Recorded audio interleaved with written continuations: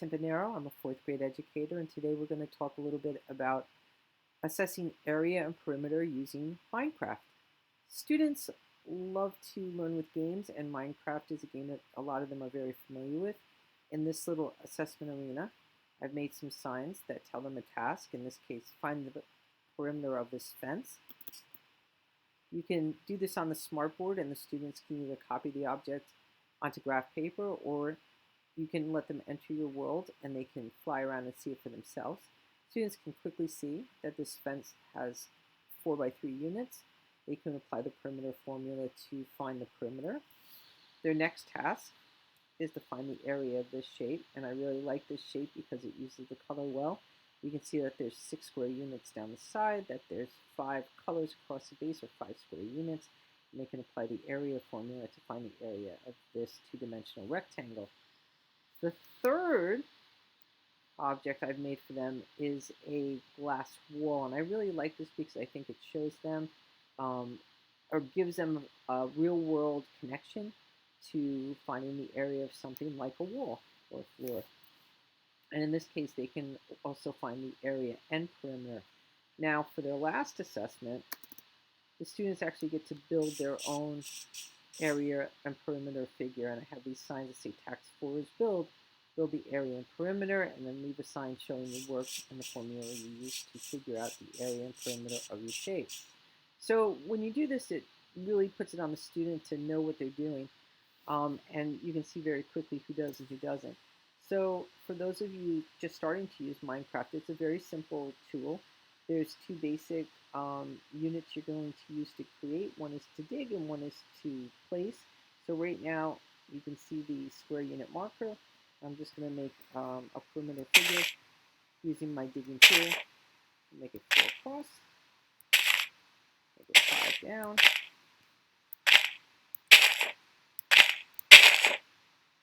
and it's a very intuitive tool. It's very easy to use. I'll fly up and take a quick look at it. Now, to let the students have a better opportunity to see the units, I'm just going to put blocks in there. Fly back down. Oh, there we go. And I think I'll choose this bright green block. It really shows up really well.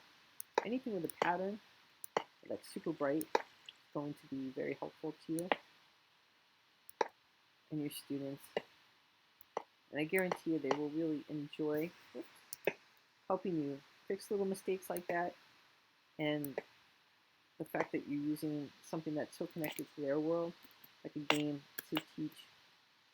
So here's our perimeter figure. You can quickly see that there are 4 units across the base. There are 5 up the side. The students can leave a sign that tells you what the perimeter is and how they solve for it, whether they used additional multiplication or a formula that you've provided and taught them. In this case, we'll be using the perimeter formula. Let me go back down, and the way I would approach area with this is keeping it a 2-dimensional figure. I would knock these blocks out and just replace them with a different color block. So let's put this bright blue in here. Love it. Has a nice pattern on it. It's easy to see. Come and knock out our next set of blocks. And maybe I'll use this gray one over here. Let's see what we have. It's telling me I better get out of here. Fly up there. Those blocks too, so that's fun. Alright, let's do this next one. Here we go. Boom. And these are bright pink arrows for this one. There it is. Pop these in. Doesn't really matter which way they go. You can fly up, and students can quickly see that their 4x5 figure is now easy to see. They could count the blocks. They could use the area formula, multiplying the base by the height. And they can leave you a sign, which I really like. And they get creative. So let's put a sign up. I'll show you how quickly and easily you can do that. Same way you use the blocks, you pick a sign. Area equals base times height.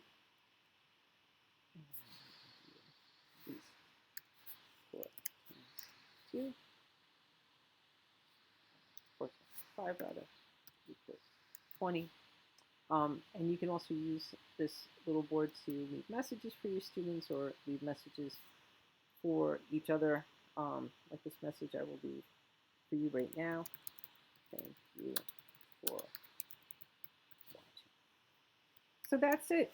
Mrs. Timpanaro with a quick tip on how to use Minecraft to excite your students about math, to help them make real life connections to math, and to assess them when learning area and perimeter. All right, have a great night.